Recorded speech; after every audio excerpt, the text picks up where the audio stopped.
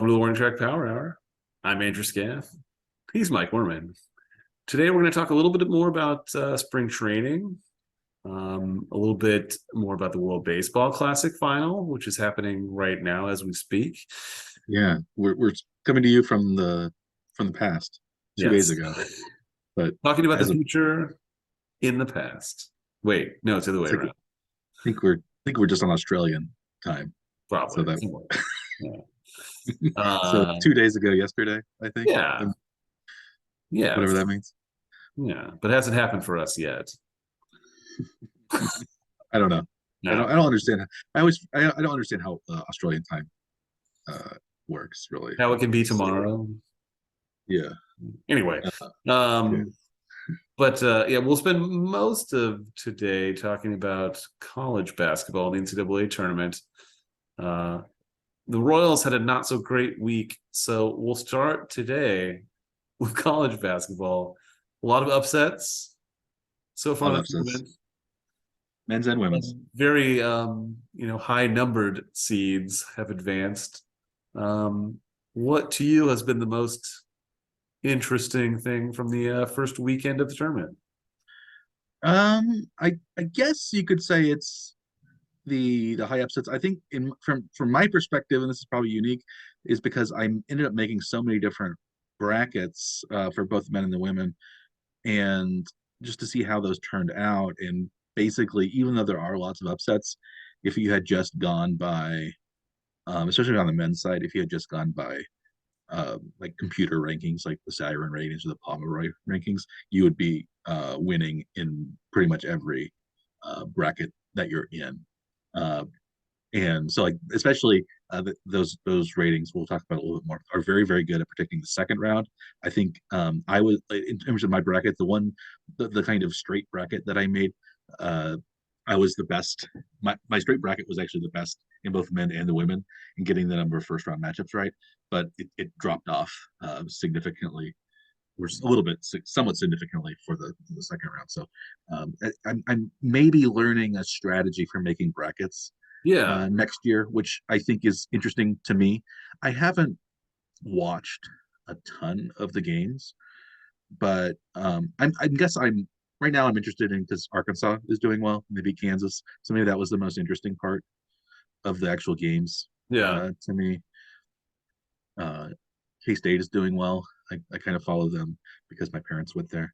Yeah. Um, Penn State was in the tournament, so that was interesting. And unfortunately, your beloved Cyclones lost their first round game to Pitt, but you've got to at least be happy that KU is out. That's the bit of solace. If they would have got on the first round, it would have been more solace than They would have if yes. they had But yeah, if they, Iowa State played so poorly in that game. They had basically no chance of winning. So that was not, it's really hard to win a game when you don't make baskets for long extended periods of the game.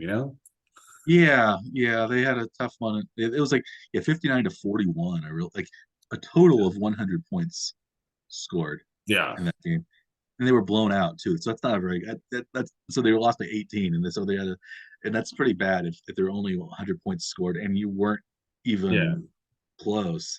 So that really yeah, it wasn't their best game. It seems like maybe they peaked or they got tired maybe from the tournament. I don't know. I'm We're not just sure what it was. Yeah, it definitely yeah, of the scenarios of how a game can go, that was maybe one of the most nightmarish outcomes. And it was painful to watch too, because it was bad from the start. They got behind like 19-2, like right away. yeah. Not great. Yeah. Uh, But where anyway, what? that one's over though anyway. So yeah. So do you like seeing the big upsets though? Do you like the No, 15 to 16 actually, I don't. seeds I getting don't. wins? I No. want Chalk to win usually.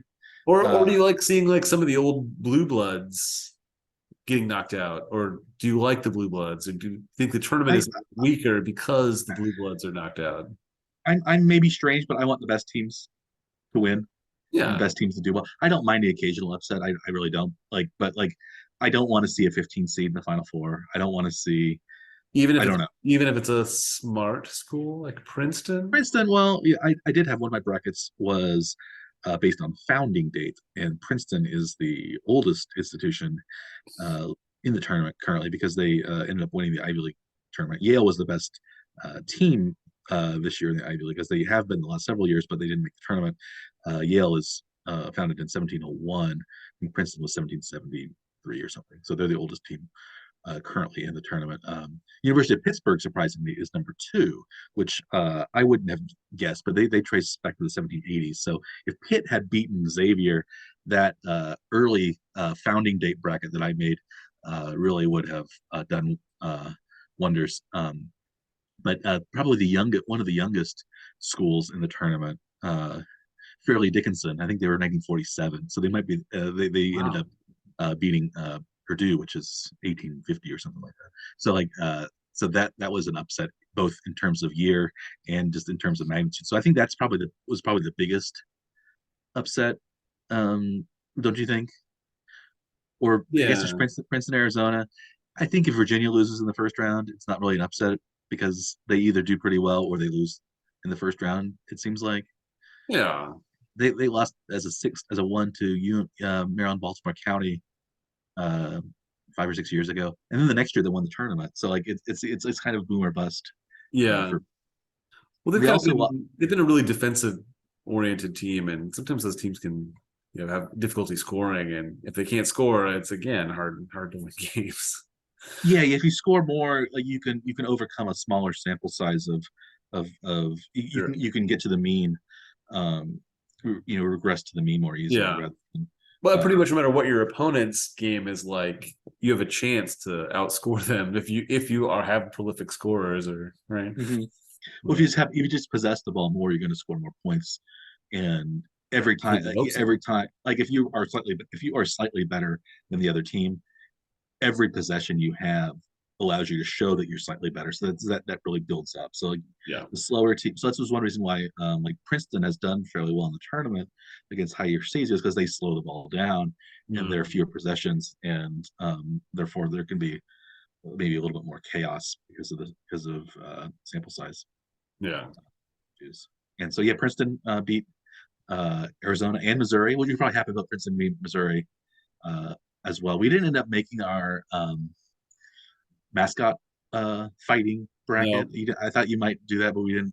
So No, no, Princeton, it's fine. they were the Tigers, which we think was one of the more fierce. So they beat the Wildcats, and then they beat the Missouri Tigers. Uh, and What is Princeton's mascot? the Tigers, they're the Oh, they're Tigers. Tigers. Okay. Yeah. I was thinking you were talking about Missouri Tigers then too, but no. No, yeah, Princeton Tigers beat the Missouri Tigers, Yes. and The Tiger versus Tiger would have been a coin flip to decide who won. yeah, I think the Princeton Tiger is maybe a little more. The Truman Tiger seems like if you've seen that mascot, he seems pretty friendly Yeah. and kid-like. Closer to Tony the Tiger, would you say? Yeah, yeah. Well, I'd say less friendly. The Princeton, if you look at the Princeton Tiger mascot, he has a fiercer face Okay. than Truman Tiger. He also looks a little bit more muscular in the way his suit is made than the traditional Truman Tiger from Missouri. So if I had done that, that's what I would have uh, made. But yeah, so we have some of those. Yeah, like you mentioned, the Blue Bloods are out of the Sweet 16.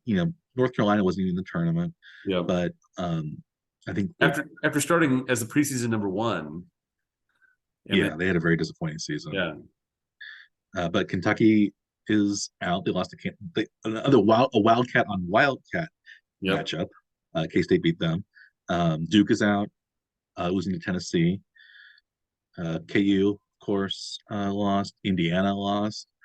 Um, those are just four. I think four of the five winningest programs in Mhm. NCAA history. UCLA is up there too. I think Yeah. they're But they're still in still it. yeah. Yeah, so that's one of the fewer. It seems like a lot of those teams as well have blue uniforms besides being blue bloods, Right. which I think is interesting. I think only Indiana has red. Everyone else has Yeah. blue. Have you thought about that?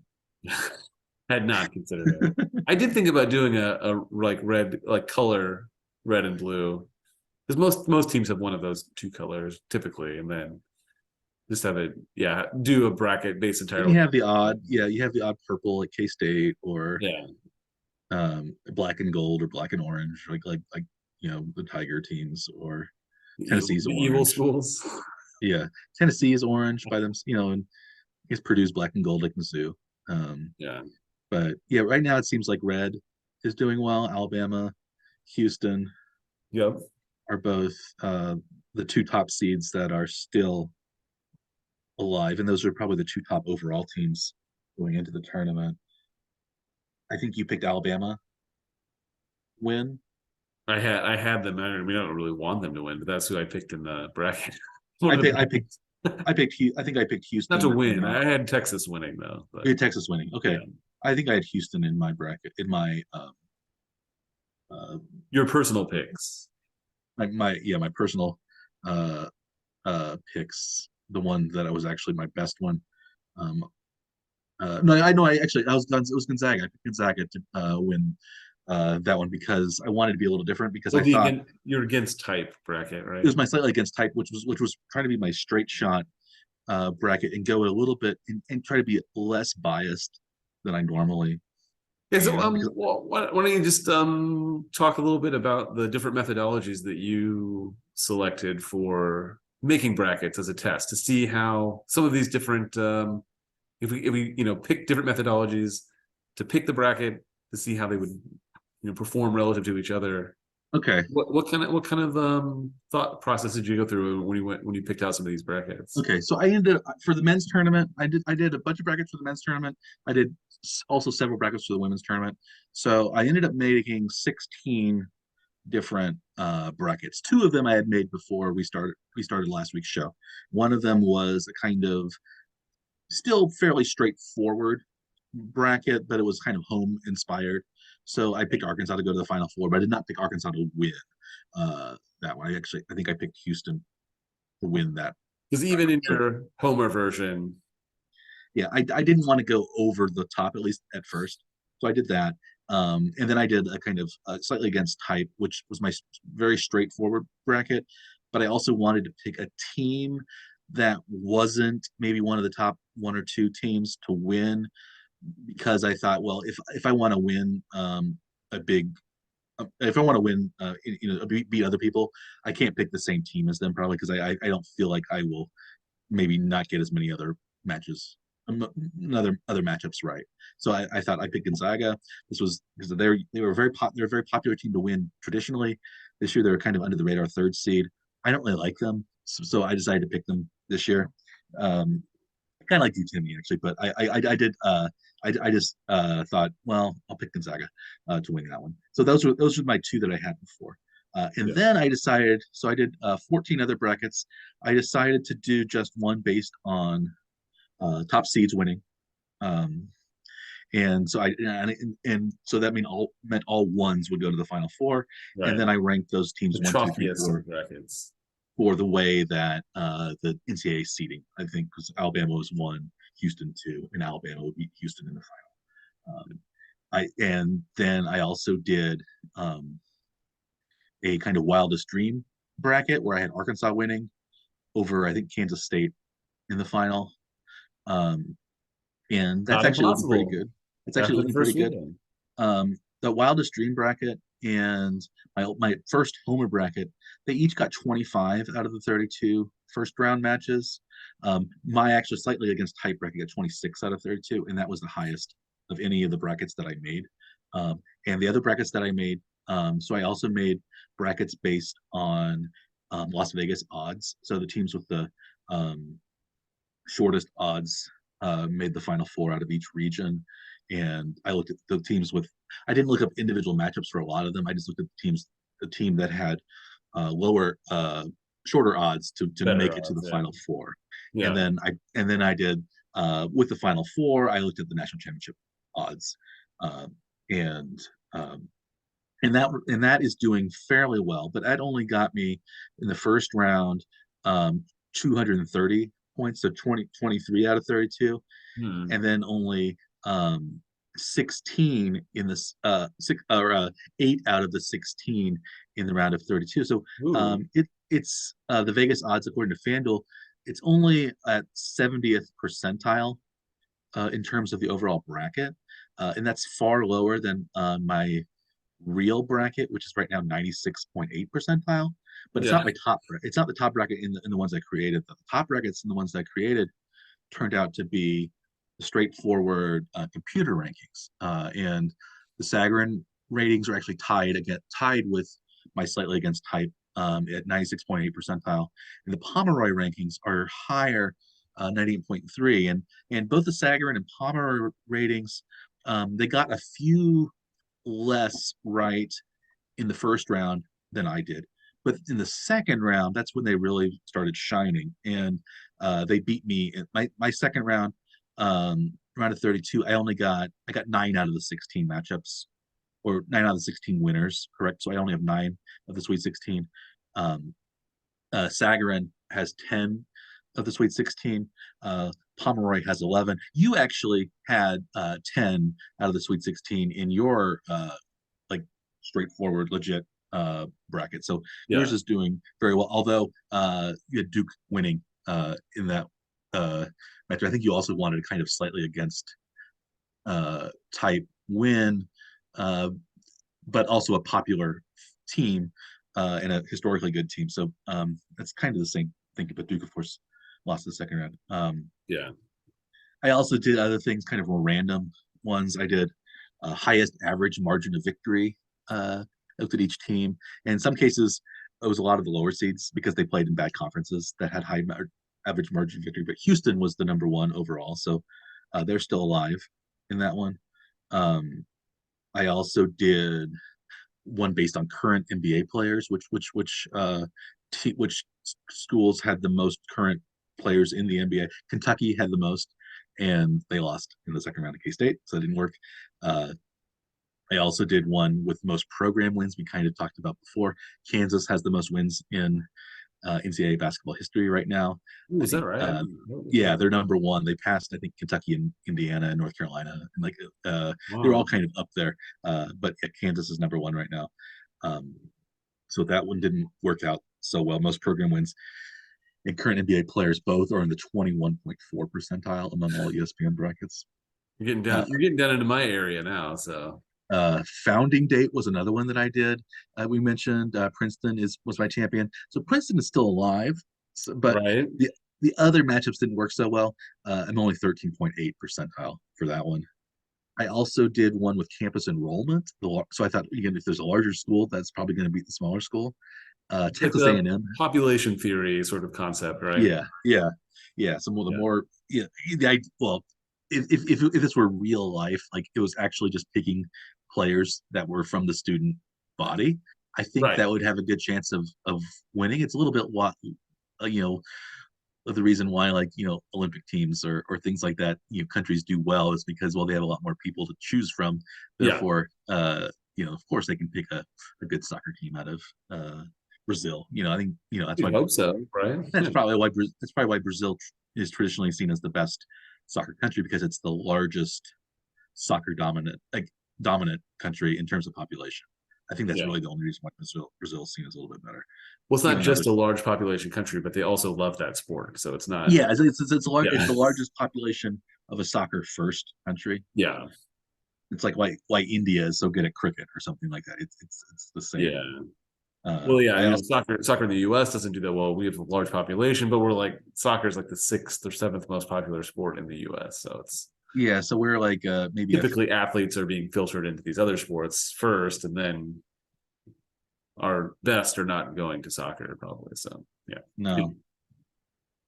Yeah, that's why that was the theory behind the campus enrollment. Texas A&M is the largest school in terms of campus enrollment. They lost in the second round. They lost in the first round to Penn State, which by some metrics is also the largest ooh, campus. But they would have lost in the second round, so it doesn't really matter what I picked if I picked Penn State or A&M.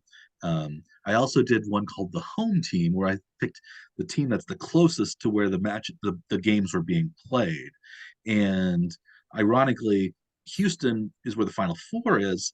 But Yes. for my home team matchups, it was first round and second round sites that I was looking at first, and then they had to be the home team for those to win, and then they had also to be the home team for uh, the regional final sites, and then the Final Four.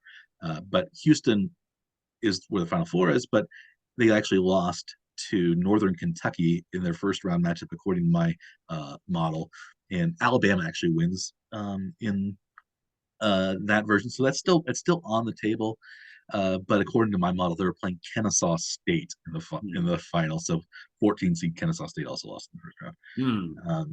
I Probably also not happening. yeah, the home team is actually at 9 percentile uh, out of 90. No, Proximity to the game. proximity to the game site. Yes, Yeah. in terms of driving distance, that's tied with another bracket that I made, which was called 1972-73 stats, where I looked at the tournament 50 years ago and tried to decide if these teams were playing 50 years ago, how would they do? And UCLA with I can't remember if it was a Bill Walton team or a Lou Alcindor, Kareem Abdul-Jabbar team.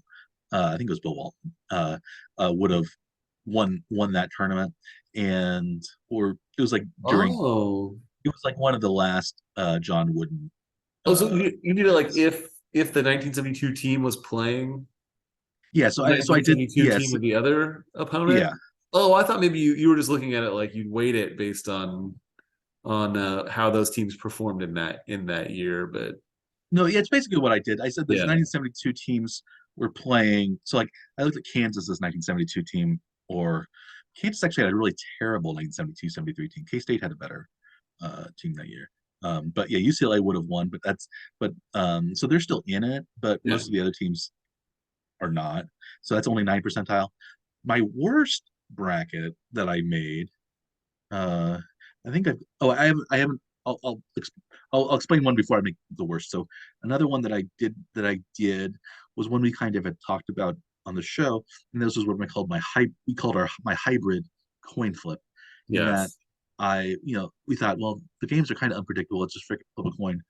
But I did it so the top 4 seeds of each bracket would win. So there would be no 13-4 upsets or 15-2 upsets, which actually turned out to be completely wrong. We had a Yeah. 15-2, a 4-13, and a 16-1, but I picked the top 4 in automatically and then flipped a coin for the other ones.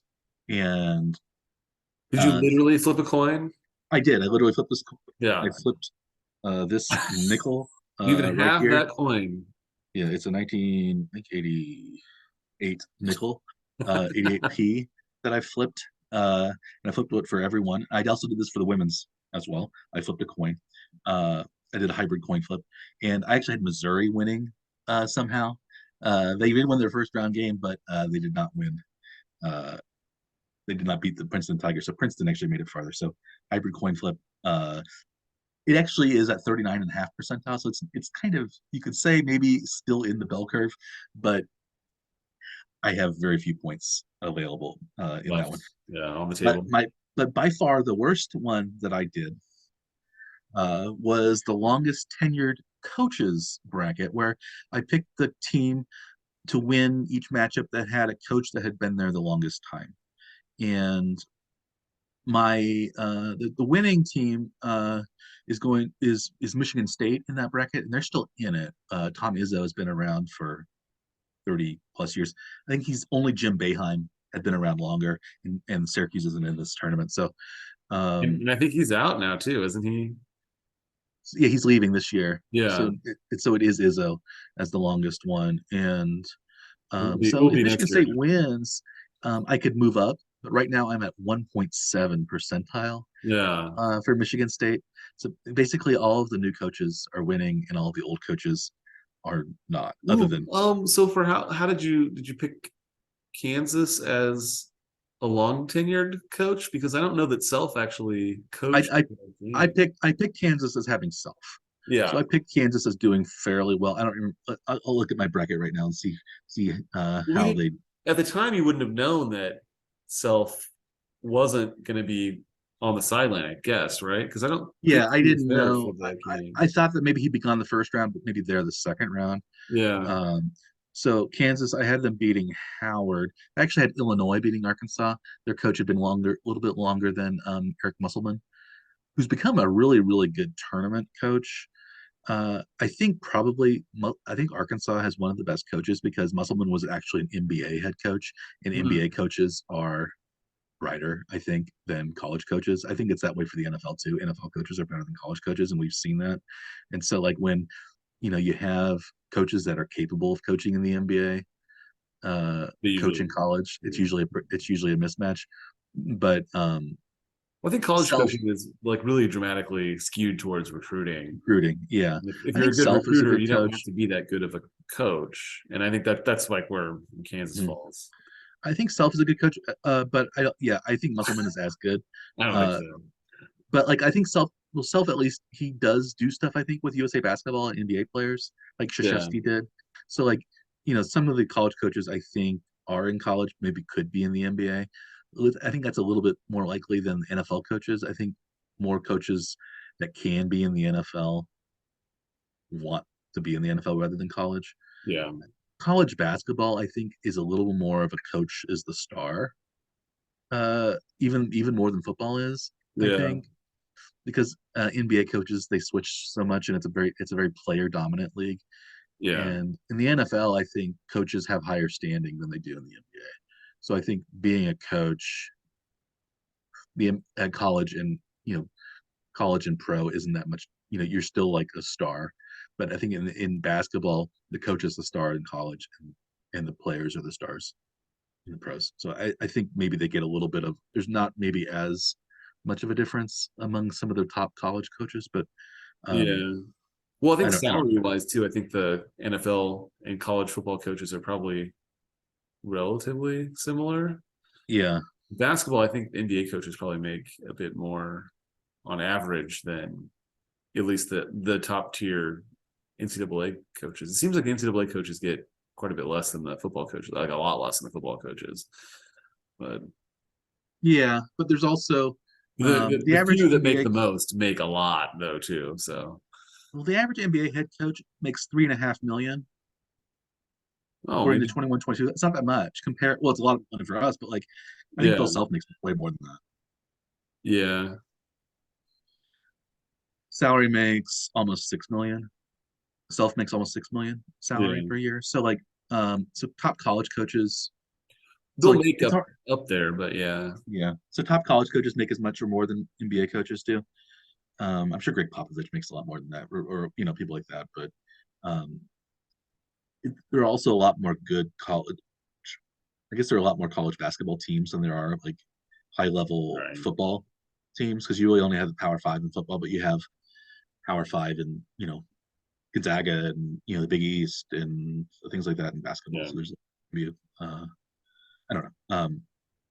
Those are my brackets that I ended up uh, making. You ended up making a few. I've talked a lot. Do you want to talk about your brackets that you ended up making and You how got the they're list in doing? front of you. Which ones did the best? Okay, I have them in front of me.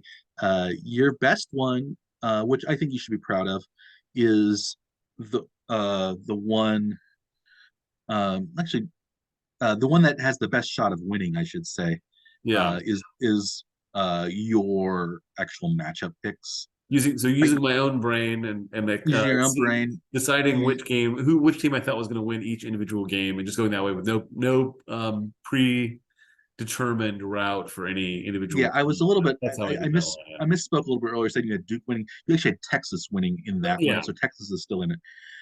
The one that's actually the highest right now for you is the one that has Duke winning because that was based on recent success, which Yeah, so I'm not quite ESPN had sure. like a recent poll, and so they just ranked all the teams with a recency bias, and it may So have was been that by one of the computer programs. I'm not sure so what it was that was. based on how many years? Like because like 'cause Oh, Kansas I won think it was last just year, like the last 10 games or something. I think is what it the was. last 10 games. Okay, it I think wasn't it was last. like recently games played. Yeah. So Oh, I see. so like I think Duke was Sagarin had one of really those. because they won. I think they won like all of their last dozen games or so, and they were beating like some pretty highly ranked teams. along the way. So I think they were ranked number one in the recency poll Yeah. that they put together, the ranking that they put together for recency. They have, a strong bias for that, which you'd think, if momentum is a thing in college basketball, which it isn't necessarily, and it apparently turns out that it It's maybe not. isn't, at least for the long-term success Mhm. of this particular bracket, then the teams that are hot late have the best chance of going deep into the tournament, and it apparently doesn't seem to be that. Yeah, I guess That's the not. case. I had thought it was. I hadn't looked at the bracket that closely. I had thought it was based on recent years program success. Like maybe you Hmm. did like because like Duke has been very good over the last 10 years, but Kansas won it last year, so I thought maybe it would be Yeah, that way. But I see how you did. You also did one. So that was your that right now that's 88th percentile is your recency ranking. So the hot teams are doing pretty well, but early. your early We but your already know. but your champion Duke is out. So Yeah, had it's going to had be Duke beat falling. had one game turned out differently though, you would have been much higher, and you also would have um uh you would have been in the 96.8 percentile because you would have 20 more points plus Duke would still be in it. So you would have a really good shot at winning our out of our 22 brackets that we created. I Yeah, created 16, you created six. So we have 22 brackets right now. So right now in our brackets, Pomeroy is number one, Sagarin and my straightforward one are tied at number two. And then NCAA seeding in your recent rankings are 4 and 5. round out Um, the top five. yeah. If we you did another bracket that is kind of in the middle of the pack right now, but certainly will not turn out to be a good one. That was a field goal percentage bracket where you had Colgate, Yes, 15 seed winning. I think they played Texas. Was that who they played or UCLA? They played. I can't remember. It was either Texas or UCLA. I'm not sure. I'll look it up. So yeah, that was a But purely statistics driven for this season. Which team in each matchup had a better field goal percentage? yeah, that you had That, Colgate over it doesn't take into account any opponents at all. So that's you still have one probably Final not Four a team. good strategy to use for picking your NCAA bracket, Mike. Just remember that Yes, next time. yeah. So Colgate beat Tech, lost to Texas by 20 points, but Yeah. they were the team that advanced. You also had a Final Four of Arizona and Oral Roberts on the other side, Yeah. and See, but I Gonzaga mean, I is can't influence this. This is just that I picked a yeah, methodology and I stuck with it. I So like it. Yeah, Gonzaga was also in it, so you still have one Final Four team left in that okay. bracket, which is better than maybe some of your other bad brackets that you did not. Of course, I'm also I'm saying these brackets are bad, but you did not make these to be good necessarily. These were ones that you were just trying to follow a methodology like any good Right. scientist, like I was trying to do with the Yeah. longest tenured coaches or 1972 73 stats. You also Right. you had a complete coin flip Yep. bracket where you did you actually flip a coin, I didn't. I didn't. I used an algorithm to do it. a So random number generator? basically, uh oh, I did a flip. well, which Okay. made it really easy for me because I just went, oh, random, and then it was done. So did you pick, was it 1 or 0? Was that what it was, or what was the, It was or even was it? easier. ESPN had a on the bracket on the bracket itself had a random bracket generator Oh, button, okay. I did a coin flip. Okay. So I actually, okay. And then you had which one that was was, equivalent to flipping a coin. So I mean, I could have made like hundreds of brackets that way, and if I made millions of brackets, one of them would be perfect because in the random, it's like creating all of the possible multiverse theory concept, bringing it to life. One of them would have had to have been good. a million monkeys that a million typewriters will, uh, create It's the works of the great, Shakespeare. great American novel. Yeah. Yeah. Or the works of Shakespeare. Yeah. As the Simpsons went, it was the best of times. It was the blurst of times. You stupid monkey. Um, Mr. Burns. So your coin flip is actually at 1.1 percentile. You got 14 out of the 30 out of the 32, right? So slightly less than half. I think if you had flipped a real coin, you would have done better.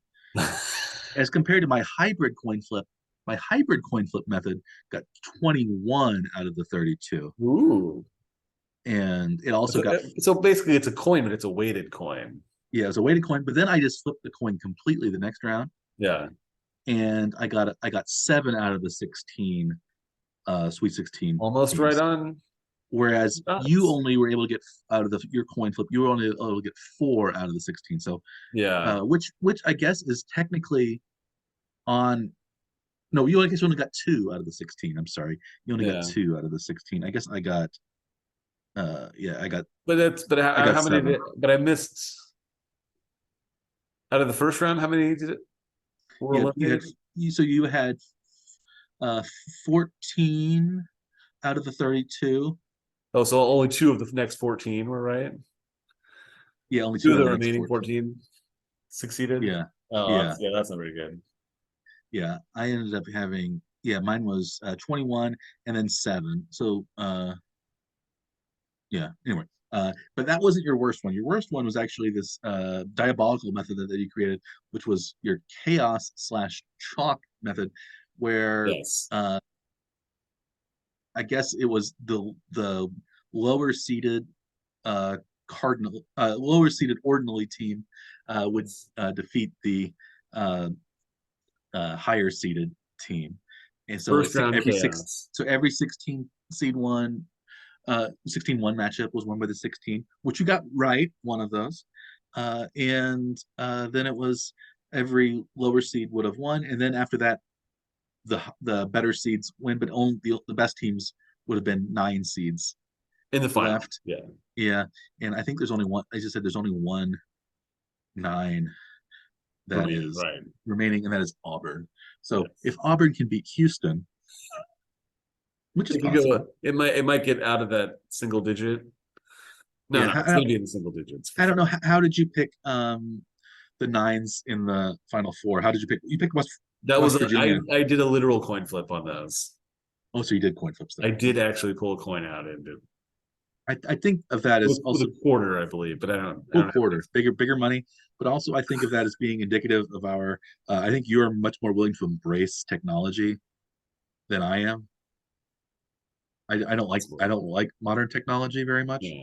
I think most technology is uh, it's really hasn't done anything to improve our lives in the last, especially the last 20 years. It just made watching TV easier, I think, Yeah. and it So just moves from. success.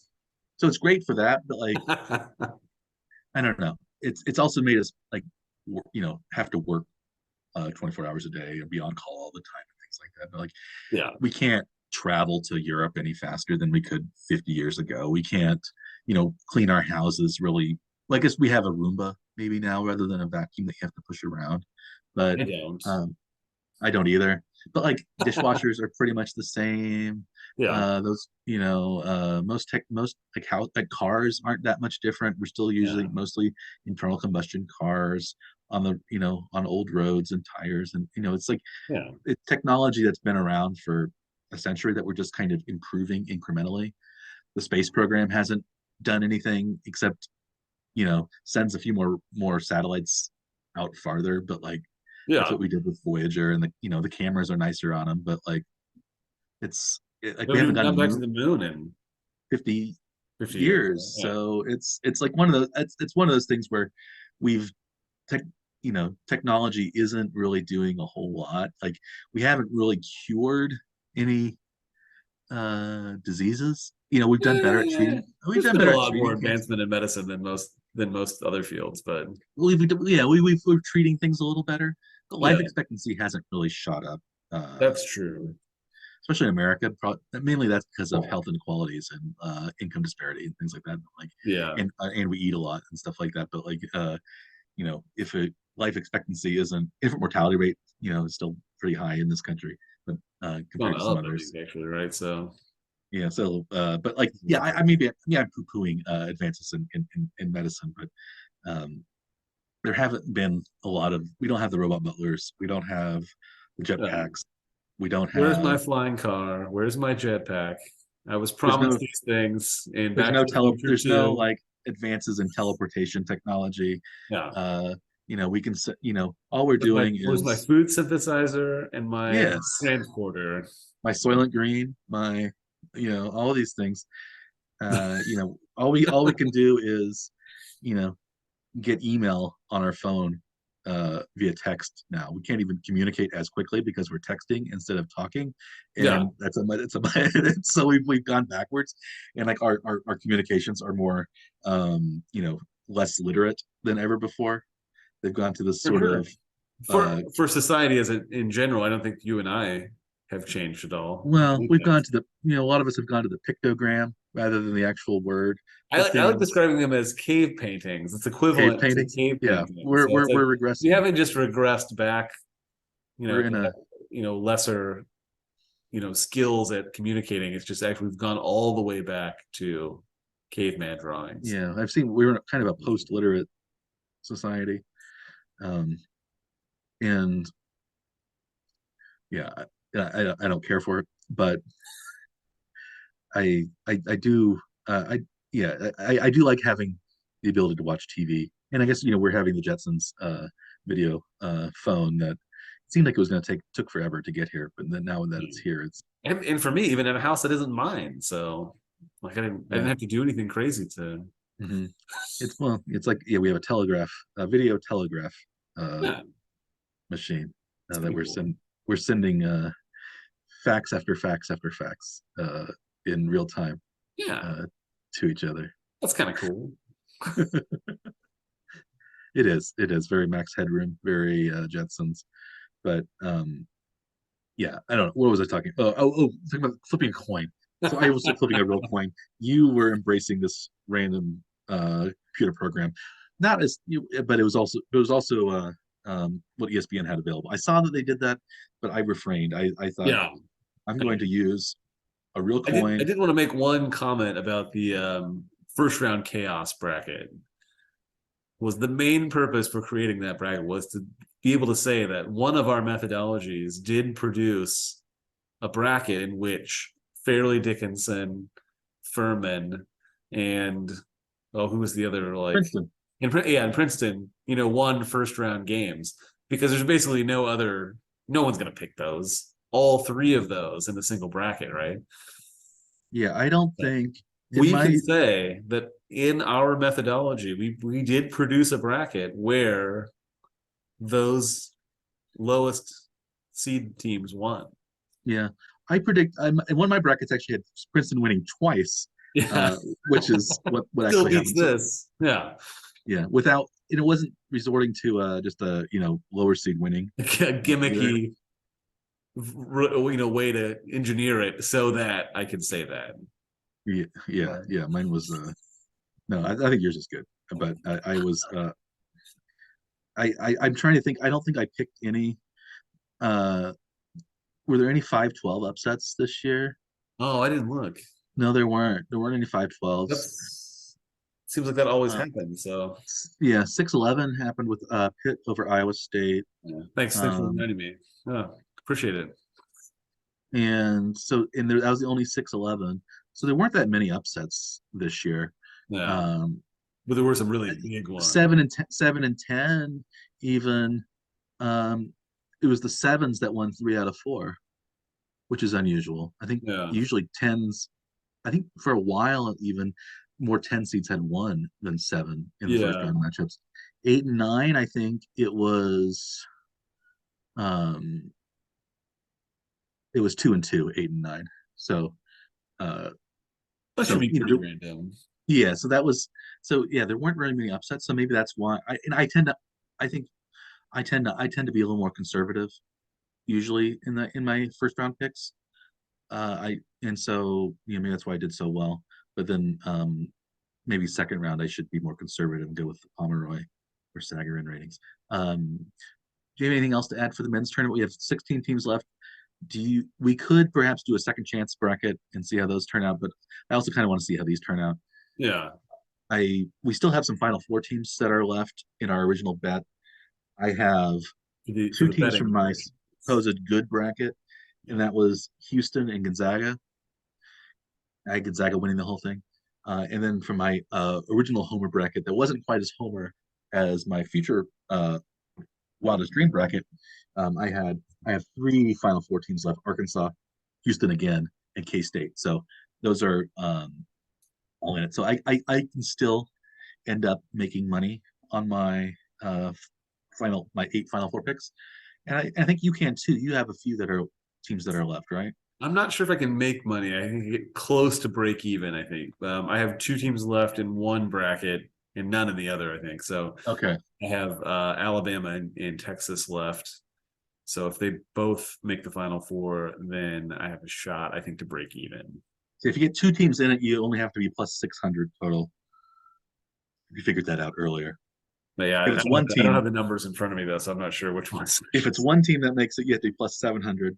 Yeah, Two it's plus not. six. So Uh, Alabama wasn't, and Texas I don't think was either that high. yeah. So if I get three teams, because I have Houston twice. So if Houston makes it, I'm almost gonna You're be in the money. like at least halfway back. Yeah, because I have Arkansas as a long shot or Gonzaga, but I'd say I have a 50% chance at, maybe even better, at getting that bracket, the final, at least the final 14, because I think Gonzaga and uh and I guess UCLA is a really good team. So is Connecticut, but I have two out of the four left, and I still Yeah. have K State in the other one, and K State is the highest seed that's left on that bracket. So I feel all right Yeah. about that. Um, Maybe just as a reminder too, these teams only have to make it to the Final to Four, the Final yeah, Four, to it win doesn't the matter what event. happens So after. we Yeah, should know the result of this for our next episode then too. we So should. I'm sure everybody's hanging on the edge of seats. Do we want to talk a little about the women's tournament? sure. We did it. We did that. We'll much more succinct talking about the women. We Well, the also made bracket strategies were really similar. similar. Yeah. Yeah. So the women's tournament also now has 16 teams, and there have been some big upsets in the women's tournament. Stanford has lost as a 1 seed in the second round. Indiana lost as a 1 seed also in the second round. Um, we ended up making 12 brackets for the women between the two of us. Uh, I think I did 7, you did 5. So we ended up doing our straightforward matchups that we think is going to win. Those are doing fairly well. Um, right now, um, my but they're kind of in the middle of the pack. Uh, my best guesses, I decided not to pick South Carolina to win because they're the overwhelming favorite. I think they had like 2-1 odds or 1-2 odds or something like that. It Yeah. was They crazy. had less odds than the field. Hmm. The number was smaller for the odds. Did you hear about that guy who made, speaking of really low odds, the guy who made huge bets on Purdue to beat Fairleigh Dickinson? Oh no. Some guy, I think he ended up betting like a total of $100,000 to win like Oh $3,000. man. Um, I'm looking it up right now. Oh. Uh, This is why this you guy don't make died. those bets. Yeah. Yes, this is like, so it's the Las Vegas Pro lost a little to Purdue. So he bet, so Steve Fezzik, he bet a lot, usually upwards of $100,000 for a chance to win just a couple of $1,000, heavily favored Purdue. Purdue had, according to his prediction, Purdue had greater than 99% chance of winning that game, but most of the odds were a little bit around 98% chance. So he thought there was an edge. That he's on So an edge. on the money line. He bet on the money line, not on the spread. So uh there was a minus 4,500 money line. Wow. So that would be like 90%, right? Or maybe it's Yeah. higher than that. And there's also bet on a minus 5,200 money line. So uh he bet 40 grand on a minus 5,200 that would have net about 800 after 40 grand, and then $60,000 off net minus 4,500 would have net 1,300. So he could have won $2,100 off his $100,000 bet, a 2.1% return on an investment, which in a day I guess is good, but Yeah. you also have the chance of losing all of it, which you do not in a bank account, even if you have the Silicon Valley Bank uh, investing. I think the Right. FDIC has swooped in there, but yeah, so that was so he lost all that money, and he touted it on Twitter supposedly right before when he bet. This is Oh, really this really? is So yeah. he disclosed it himself. It wasn't like a leak of information Mhm. about the bet Yeah, itself. Yeah. Yes, talking about more about betting. It says the favorites against the spread went 24, 23, and 1. So like it seems like Vegas really set the odds up perfectly. I guess Um, so. they do a real good job, but they are not winning right now in the bracket pool that we're playing. Right. Um, but in the women's bracket right now, if we had a winner, uh, my guess is I picked UConn to win. Right now, I'm in 58th percentile. You picked South Carolina. You're at 53-ish percentile. Um, I got more right in the first round. I got 26 again out of the 32. So it seems like I'm really doing well picking the first round matchups. But then Yeah. the second round is when I'm fading a little bit. So I'm even able to beat some of the higher the computers. I'm even better than the computer in the first round, at least this time. And but the second round I'm fading a little bit. Uh, you are doing better in the second round. So I was at 260, so 26, but then I only had 9 at the Sweet 16. You had 23 of the first round, and then you had 10 of the Sweet 16 in your top bracket. Um, those two are not doing as well as some of my other brackets that I made. If we had just gone by top seeds winning, that would actually be the top bracket right now Yeah. in our women's group, with South Carolina winning, but it would not. It's not our max high. So it's 94 percentile. If we had just done top seeds winning, they would have won 25 out of 32 first rounds and 12 out of the Sweet 16 Wow. would have been correct. I did another bracket where I picked the best player based on All America rankings and preseason rankings and different rankings of players. So whichever team had the best player, I picked to win. So that one has Iowa winning the whole tournament. So I think Caitlin Clark is the nation's best player. She leads the NCAA in assists. She also is top 2 right now in points. I think she led both in both categories last year. She has 8 rebounds a game, so she's, I think, by far the best player. Um, South Carolina has some good players as well, some other players, but Iowa will win that. So Iowa's still in it. So if Iowa wins, I will do very, very well. But right now, that's the second place bracket at 82 percentile. My guess is actually third, and yours is fourth, tied actually with um, Sagarin and Pomeroy do not do women's rankings, which I was a little surprised at. But I think it seemed like the best one that I could find, at least one that I could find easily, was called real time RPI ratings, and they are also right now 53 percentile. They picked South Carolina to win, similar to the 1972-73 results. I did. I did for the men. I did a 1997-98 results. I did 25 years ago. I couldn't really find good 50 years ago stats for women's basketball because I think a lot of teams didn't play back then. So 97, 98 was like in the peak of the Pat Summitt, Tennessee dominant era, and UConn was starting to come up as well. I think UConn, when they made the Sweet 16, they said it was like their 30th Sweet 16 in a row, something like that, Jeez. 29th in a row. Yeah. Crazy with Gino Auriemma. But Tennessee wins that one. So Tennessee wins out. That would be a good bracket. They're a 4 seed this year, I think, in the women, as they are in the men. Um, then I also did another version of the hybrid coin flip. That did a good job for the first 23 out of the 32, but then not so good in the second round. I also had as the champion Florida Gulf Coast, who won their first round game, but did not Wow. win their game. They lost to, I believe they lost to South Carolina. So uh, That would have been quite an upset. I also decided to try the men's Sagarin ratings and transpose them onto the women's teams. Yeah. So Alabama, which was a 10 seed, was actually the number 1 seed overall in Okay. those. So Alabama lost, I think, the second round. So that's very low. I got 21 out of 32 right in the first round matchups, so not bad. Better than, but I'm only at 11 percentile because I only have 4 Sweet 16 teams. So those are my brackets. I'll get you have some as well. I'll mention quickly. So your best one is your straight matchups. Your second best one is what was called random weighted, and I'm not quite sure how you did that one. You got It 23 out of was 32.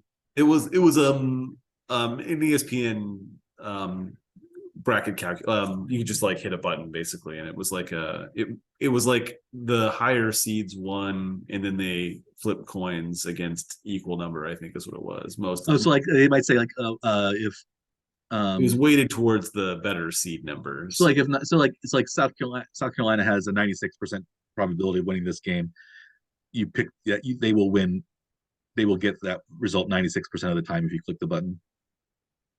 I think it was more I think it was both I think of seeds. I think it was I think Or that just one seeds. was seed driven, and it was if the seeds were the same, then it was a coin flip. But otherwise the better seed would win the matchup in advance. So you had that one actually had Stanford winning, and they lost in the second round. So that Yeah, was so I mean that one should be in good shape, similarly to the chalk bracket. But I think yeah. But you had Stanford winning over, and they've lost already. So oh no, it wasn't no, that was a coin flip seed. No, yeah, sorry. I think what you you said is what it is. okay. That one. You had a coin flip, pure coin flip that had UNLV winning overall. Yeah, That's actually the worst bracket at 4.6, but it's not as bad as a couple of our men's brackets, which are even lower. yeah, So we got worse men's brackets. You also had one that was points per possession, yeah, which is usually a very solid metric. South Carolina is number one in that. So if they win, you'll do pretty well probably. yeah. But right now it's at 18 percentile. Um, opposing opposing field goal percentage. Yes. Uh, It was a stat that kind you of could look at in the bracket selector. So yeah, so just go through each matchup, and whichever team had the better offensive field goal percentage. and South Carolina has the best, so maybe you'll do better. But right now you're at 9 percentile Yeah. on that one, and so yeah, those are the women's brackets. We'll see how those turn out as well. The women's tournament is one day behind the Yeah. men's tournament, at least in the first couple of weeks. I don't know if it turns out that way in the final week because the men's final four goes Saturday then Monday, and I don't know if the women's final four will be Sunday, Tuesday, or if it will be Friday, Sunday. You know, I don't know. Yeah, I don't know. We'll figure it out. Yeah, so we'll have both of those done. I think that's enough of basketball for now. We'll see how those things turn out next week. Has speaking baseball has the World Baseball Classic ended? I haven't checked back in on it. Here I can look though.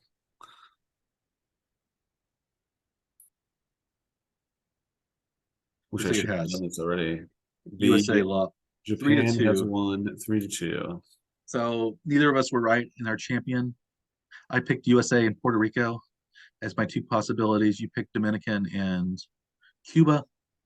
Neither of our four was. We had said that Japan was overvalued, but maybe clearly I Okay. guess they were not. Yeah, they were not, yes. And it seems like that's a team as well that it probably wants to win the World Baseball Classic more than any other team. At least the country behind them does. I'm sure the country cares about that much more than the United States cares about the World Baseball Classic, even if the players on both teams are similarly motivated. But 3-2, Japan wins.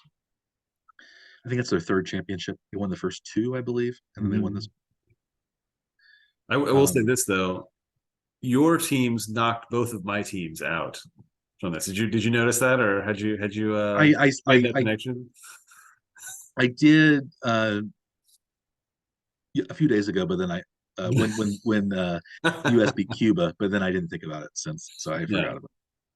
Thanks for reminding me. But How dare you, because Mike? I took that very personally. Puerto Rico beat the Dominican Republic to finish second place in their group, Yeah. And To advance to the quarters. advanced the quarters, and then Cuba lost in the semis to the United States. Yeah. Any other baseball we want to talk about? I mean, I guess we was gonna ask you about the Royals falling in the last week, I guess, in spring training. Does that drop your expectation? I think last week you had increased your season expectation by 10%. Mhm. Will you drop it back 10%? They're still leading spring training in wins and on base percentage. Not maybe not on base percentage, but it's like OPS. And If they still have some decent numbers, but their team ERA went ballooned this last week. They gave like 18 runs in the split squad action yesterday, scoring only 2 on their side. So some of those runs scored, runs allowed thing, has been skewed dramatically from the last couple of days to much more yeah, average as a I think they're club. 16-9 now, from what I've Yeah. seen. So yeah, they were After starting 14-2. yeah. So they're 4-7 in their last 11. If I were 10% less optimistic, then because they are up to 77 games in my Yes. estimation, they would actually go down to 69 because they would be down Right. 7.7 wins, and I'd round up to 8. So they'd be 69 and 93 in my Right. prediction. So I'm not 10% less optimistic than I was, but I am maybe 2 or 3 games uh, less optimistic. So maybe I was thinking maybe they'd be 77 and 85 this year. I'm now thinking about 75 and 87, 74, 88, somewhere around there. So my over under is 70. I'll put it at 74.5 wins, which I think is still 4 or 5 higher than Vegas. So Yeah. if I were a real betting guy, I probably would, but also We'll I take wouldn't those. because it's the Royals and I'm betting with my heart rather than my head. So I don't really Yeah. know. But how are have your has your optimism waned any? I'm hoping back that I can, cherry pick what's happened anyway and just say that, oh, now I can go back to saying it's just spring training, it doesn't matter. Like that's what I'm going with. 14-2, they show that they can do it, but That's a solid, what used to be a great NFL season, 14-2. right. That's a Super Bowl contender. Uh-huh. 16-9. I don't know what that is. That's a solid baseball team, 640 winning Yeah. percentage, but I don't. After the first month of the season. Usually you wouldn't wait that if they were 16-9 in April, you still wouldn't think they're gonna go straight to the World Series. No, but I think they might have a chance of ending in close to the playoffs. It's not quite Yeah. what they were. What were the Royals in 2003? Was that when they had like a great start and then they ended up fading, but they still won 83 games when they were supposed to lose like 100 games that year. Yeah. So the '03 Royals, I remember that team with Jose Lima and Aaron Right. Gile, those That luminaries. was the don't stop believing era. Yeah. Right. Um, yeah. So I think that um, I think they'll be okay, but maybe I'm a little less optimistic than I was, and it's probably stupid that I was that optimistic and probably dumb that I am I uh, think you should keep the optimism. fading. I don't know why you should really change it though. It's still spring training, so Yeah. if it was looking good at one time, you should. Hopefully you think it still is. It's not.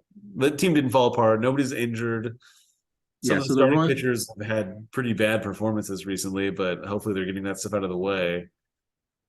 We'll so see. the Royals that year they started 16-3 in Wow. 2003, and then they were 10 games under 500 for the rest of the year, basically. Oh, 8 games under 500. That's the rest of the year. 16-3, and then they kind of faded back to 500, and then they got a little better and stayed and got as many as uh, 12 games above 500. In game 96, they were 54-42, Well, that's pretty good. and they were 8 to 7, 10 games. They were in first place all the way through game 124 when they were at 65-59, and they lost. They ended up losing 4 straight, 3 to the Yankees, 1 to the Twins, and were down 1 game. So they were down to 65-61, and then they will finished 500 from there on out, and finished 3 games out of first place.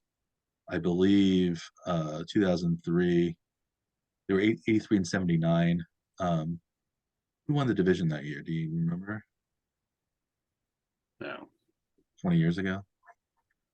I was in Ames at the time, so That was my first. That was my first full year in New Haven, and I remember that team. And they, yeah, it was. I can't remember who won. Oh well, I can look it up later. 2003 Ale Center. There we go. Twins won. They were 90 and 72. White Sox were 86 and 76. The Royals actually were third place, wow. 7 games back. Okay. I was thinking they were only 3, but okay. 7 games back. So that was they really didn't come close. But if the Royals finish 83-79 this year, I would be thrilled, just like I would be Right. in 2003, even if they had a great start and faded. I would have more optimism.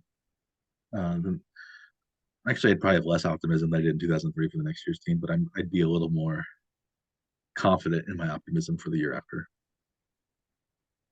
How about so? Maybe shifting optimism from Royals, where optimism is maybe minimal, to the Chiefs, where optimism is at maybe an all-time high still. I think it is. The Chiefs haven't made a ton of free agency news. They've signed linebacker Drew Tranquil, whom we learned that his first name is not Drew. His middle name is Drew, spelled D-R-U-E. What do you think of that spelling of Drew and Drew? I mean, if it's short for Andrew, it's ridiculous. But I don't know that that's the case. I don't know. I know like Andrew Jones, the DRUW. I thought that was kind of strange, but that's how it's spelled. It's not like it's a nickname or something. If you had the name, okay, so if you could be named one of two things, Andrew, Andruw, or just Drew, Drue, which of those two would you take? Oh, would you take the one that's closer but wrong, or the one that's maybe overly cute and wrong? I'd probably go with the DRUW, probably. So you go Andrew, DRW. Yeah, it still sounds like and maybe full name. And maybe hope nobody notices. Like they'll just kind of like if you signed like if you had a signature, it probably wouldn't look that much different. No one can read my signature anyway, so it doesn't. I mean, I could spell it however anyone could dream. Yeah, it'd be fine. I wonder because like there's that Michael spelling, like the kind of incorrect Irish spelling, Micheal, which would just be horrible for me. Yeah, if that were my name. I think that would be worse than a cutesy Michael spelling to me. So I would rather have a cutesy like M-A-I. Yeah, like Michael or Michael Thompson. Remember the basketball player Michael Thompson was like Mychal or something like that. So something like that, I would say at least they're trying to do something versus a slight, like an incorrect spelling of a standard, which seems to like maybe it says something about your parents that either they don't know how to spell a name or they're overly cutesy. And I'd rather have them be overly cutesy than ill-informed. Yeah, I hadn't seen that name Drew Drue before though. I'm not. Maybe it could be a family name. It's his. I wonder if it is a family name. I'm not sure, but because he's Anthony and his father's name's Anthony, so he's like you. You're a David Scaff, and your dad's a David Scaff. Yeah, he's David Michael Scaff. Am I correct? You're David Andrew. Yeah. And so I mean, I've gone by middle name my entire life. So are you going to adopt a son just to name him David something else? Yeah, possibly. Or you still have time. You're a man. Your years of virility I'll end up with some dogs and I'll name them all David something. Right. Yeah, I think or you could adopt Mitchell's children and always a possibility. Rename Cora David Cora Scaff. Yeah. And then she could still go by Cora, but her real first name would be David. Right. So her day-to-day life wouldn't change. Right. Maybe her last name I guess would, but signing legal documents would be different. Yeah. But Which she probably doesn't sign a lot of legal documents. So. I think Marina might actually go for that. You'd have to ask her. But we'll have to ask Cora about it, and we'll get back to you next time. yeah, she's a kid. Doesn't matter. They like what you tell them to like.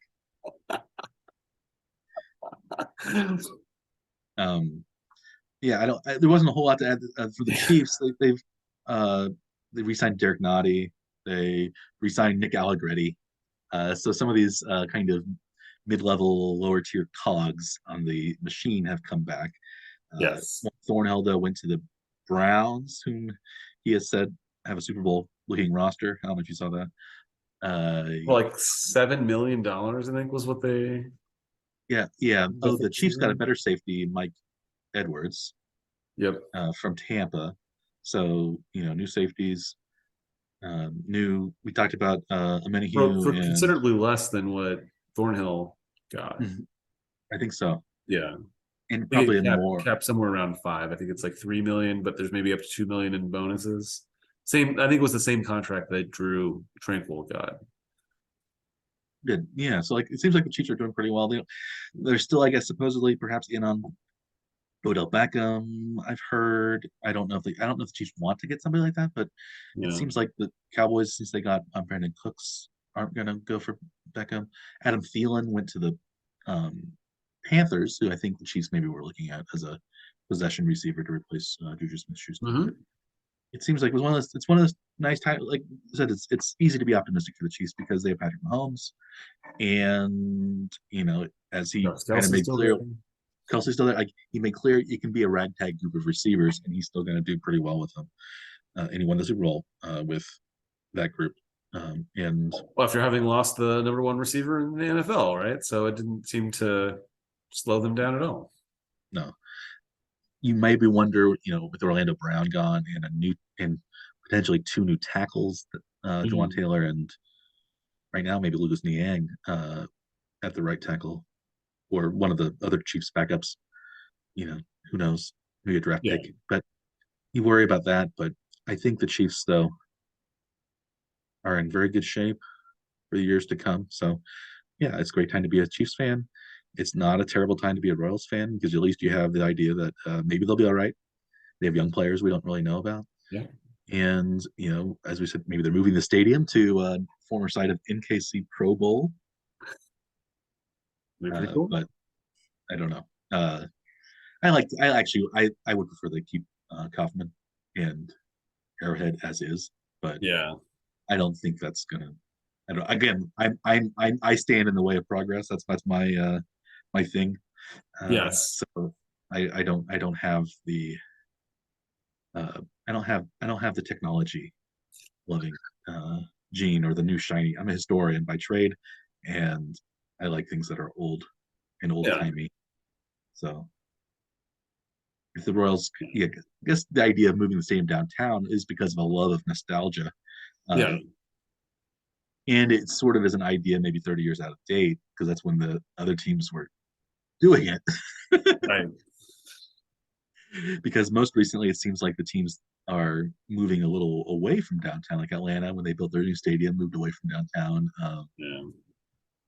Some of the football stadiums are doing that. Like Chicago Bears are moving their stadium farther from downtown, it seems like. What do you think of parks that are designed to look as though they were fit into a downtown area, like Cleveland's park? I like actually like the shape of the outfield is, not because of the buildings that are around it. Yeah, it's not because they fit into some strange city block looking like Fenway Park. I see. I think it's contrived and gimmicky, but I do like it. So I like because it's nostalgia then. Because they were looking to an era that it's a manufactured nostalgia. Yeah, it's a little like a 1950s diner concept or something like that. I like it, but I understand it's phony. Have you watched? There's a show, Hello Tomorrow, that's out. I think just recently. That's like a future nostalgia kind of show. Might be worth. I do love retro futurism. That's very much what that show is. So it's like it's set in what it was promised to be the future. Well, in the 1950s. Kansas City's going away from that because the stadiums are that retro future. The Yeah, airport was that retro future. yeah. We went away with it. So we're I don't know. The new airport, I haven't been there yet. You've been there. You Yeah, like a it. couple times now.